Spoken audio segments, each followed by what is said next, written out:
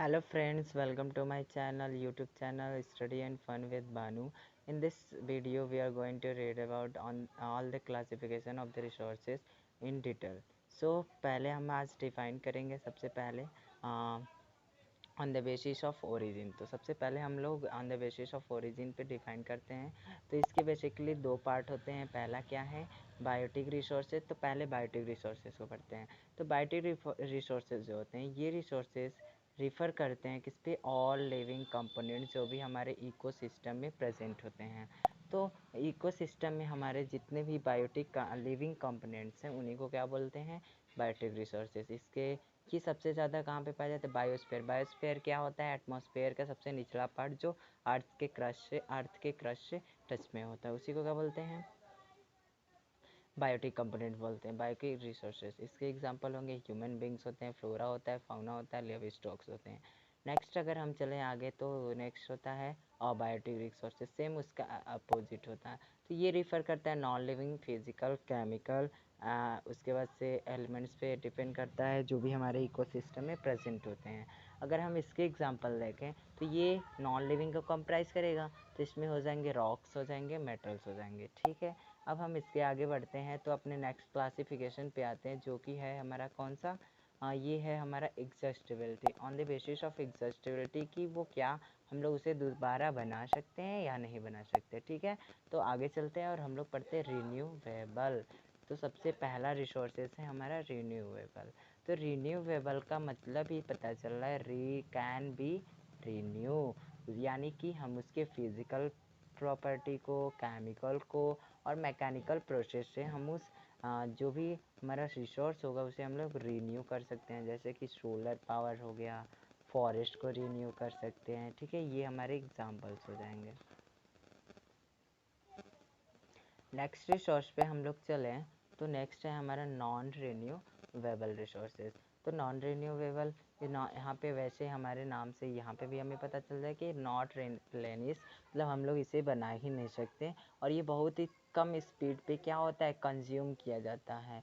और ये रिसोर्सेज जो होते हैं टेक मिलियंस ऑफ ईयर्स, बहुत ज़्यादा समय लगाते हैं फॉर देयर फॉर्मेशन, अपने खुद के बनावट के लिए। और इसके एग्जांपल बोले तो मेटल्स होते हैं, फॉसिल फ्यूल्स होते हैं। फॉसिल फ्यूल्स के अलावा बोले हम तो हम लोग बोल सकते हैं पेट्रोलियम, फॉसिल फ्यूल्स में ही पेट्रोलियम भी आ जाएंगे।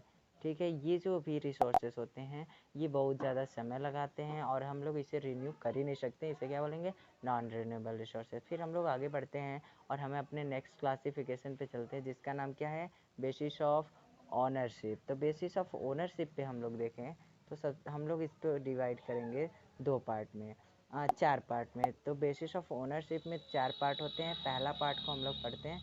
पहला क्या है, इंडिविजुअल रिसोर्सेज। इंडिविजुअल रिसोर्सेज का मतलब कि जो भी रिसोर्सेज होंगे वो खुद के द्वारा ओन किए जाएंगे। किसके द्वारा ओन किए जाएंगे, खुद के द्वारा। अब इसके एग्जांपल हम लोग अगर बोले तो क्या हो जाएगा, पॉस्चर लैंड्स हो जाएंगे, प्लांटेशन हो जाएगा, फिर हमारा वाटर इन लैंड हो जाएगा, वाटर इन वेल होगा। ठीक है ना, हमारा खुद का ज़मीन हो गया। फिर हमारे इस समय देखें तो बाइक हो जाएगी खुद की। ठीक है, फिर क्या हो जाएगा, फिर नेक्स्ट होगा हमारा कि हमारे जो भी हो जाएंगे, पेन हो गया, ठीक है, पेंसिल हो गए, इरेजर्स हो गए, तो ये खुद के रिसोर्सेज हो गए। ठीक है ना, अब नेक्स्ट रिसोर्स पे चले हम तो हम लोग चलेंगे कम्युनिटी ओन रिसोर्सेज। अब इन रिसोर्सेज में क्या होता है, ये रिसोर्स जो होंगे ये किसी कम्युनिटी के द्वारा ओन की जाएंगे, जिसमें कुछ मेंबर्स होंगे ऑफ अ कम्युनिटी के। ठीक है, इसके एग्जांपल हो जाएंगे पॉन्ड हो जाएगा, पार्क, पिकनिक स्पॉट। क्या हम लोग ऐसा होता है, हम पॉन्ड के पास बस हम ही बस जा सकते हैं और कोई नहीं जा सकता, पिकनिक स्पॉट जो है वो बस मैं ही बस जाऊंगा और कोई नहीं जा सकता, तो ऐसा नहीं होता, ये एक कम्युनिटी के द्वारा ओन की जाती है। फिर नेक्स्ट रिसोर्स जो है हमारा है on the basis of ownership. कौन सा रिसोर्स है, ओनरशिप। तो ये रिसोर्स को हम लोग अब हम के बेसिस पे डिवाइड करेंगे, कौन से, बेसिस ऑफ ओनरशिप। तो अब ओनरशिप पे हम लोग डिवाइड करेंगे तो इसमें भी चार पार्ट होंगे। तो पहला हमारे पास कौन सा है, नेशनल रिसोर्सेज। नेशनल रिसोर्सेज ऐसे रिसोर्सेज होते हैं जो एक का नेशन के द्वारा कंट्रोल किए जाते हैं। इसके एग्जांपल अगर हम बोले तो मिनरल हो जाते हैं, वाटर हो जाते हैं, forest, wild life, ocean area जो अप टू होगी 12 नॉटिकल माइल्स। अभी हम नीचे ग्राफ में देखेंगे कितना 12 नॉटिकल माइल्स होते हैं और कितना कंज्यूम किया जाता है, एक कंट्रोल किया जाता है एक नेशन के द्वारा। तो इसको टर्म बोलते हैं टेरिटोरियल वाटर रिसोर्सेज बोलते हैं इस टर्म को। ठीक है, अब नेक्स्ट हम लोग आते हैं कौन से रिसोर्सेज पे, इंटरनेशनल रिसोर्सेज। ऐसे रिसोर्सेज जो भी किसके द्वारा ऑन किए जाएँ, इंटरनेशनल इंस्टीट्यूशन के द्वारा। इसके एग्जांपल ओशियनिक रिसोर्सेज स्पेस होती हैं, जो ओशन में रिसोर्सेज होगी जो स्पेस उनके द्वारा तय किया जाएगा। जैसे कि इसमें रिसोर्सेज जो होंगे 200 नॉटिकल माइल्स पे जो भी दूरी होगी, उतनी एरिया में जितने भी रिसोर्सेज होंगे वो किसके द्वारा यूज़ किए जाएंगे, इंटरनेशनल रिसोर्सेज के द्वारा अंदर आएंगी। और इसको बोलते हैं हम एक्सक्लूसिव इकोनॉमिक जोन बोलते हैं, जो बिलोंग करता है ओपन ओशन में, खुले ओशन में। ठीक है, तो इसके लिए पूरे इसे बोलते हैं हम इंटरनेशनल इंस्टीट्यूशन।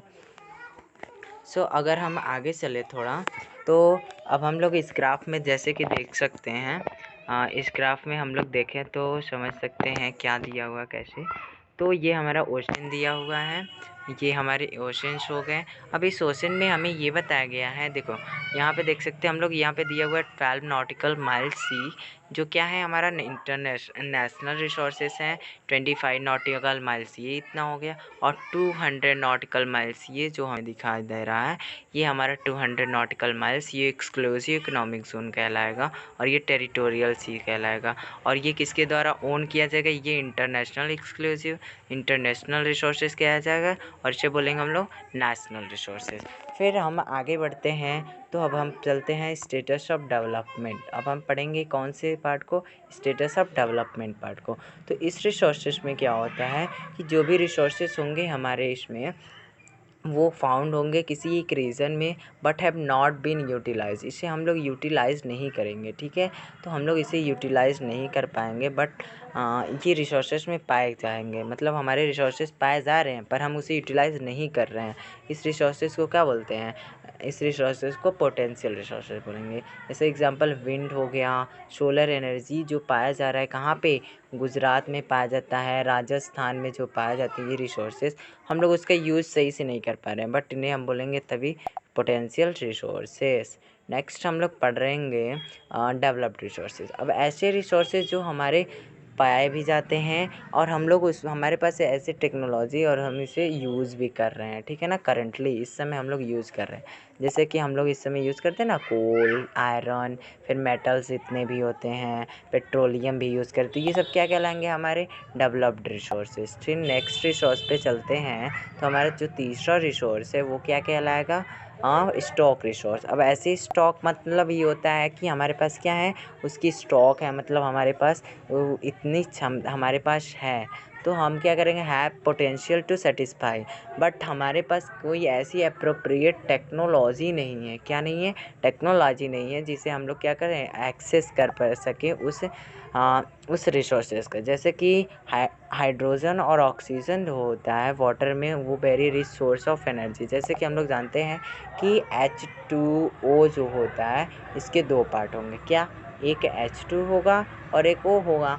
अब हमें ये जो दो पार्ट में अगर हम अलग कर लें, तो इन दोनों को रिच सोर्स हो जाएगा, किसके लिए, एनर्जी के लिए, एनर्जी का रिच सोर्स हो जाएगा। बट हमारे पास कोई ऐसी टेक्नोलॉजी नहीं है जबकि हम लोग क्या कर सकें, यूज़ करके इसको डिवाइड कर सकें। नेक्स्ट हम लोग पढ़ेंगे रिजर्व रिसोर्सेज। तो इस रिसोर्स में क्या होता है, हमारे पास ये रिसोर्स है भी, और हमने इसे क्या कर दिया है, फ्यूचर रिक्वायरमेंट के लिए रखा हुआ है। हमारे पास इसके लिए टेक्निकल भी है, टेक्नोलॉजी भी है, पता भी है, हम लोग क्या करेंगे, बट हम लोग उसे रखे हुए फ्यूचर में यूज़ करने के लिए। इसके एग्जांपल्स हो जाएंगे रिवर वाटर, हाइडल एनर्जी के लिए जो हम लोग रहे, क्योंकि हम लोग देख रहे हैं इस समय कि हर एक रिवर्स पे हम लोग क्या नहीं यूज़ कर सकते हैं, डैम नहीं बनाते हैं। क्यों, क्योंकि हम लोग चाहते हैं कि अभी हम लोग सभी हाइडल एनर्जी को ना यूज़ कर लें, हमारे फ्यूचर जनरेशन के लिए भी बचा रहे।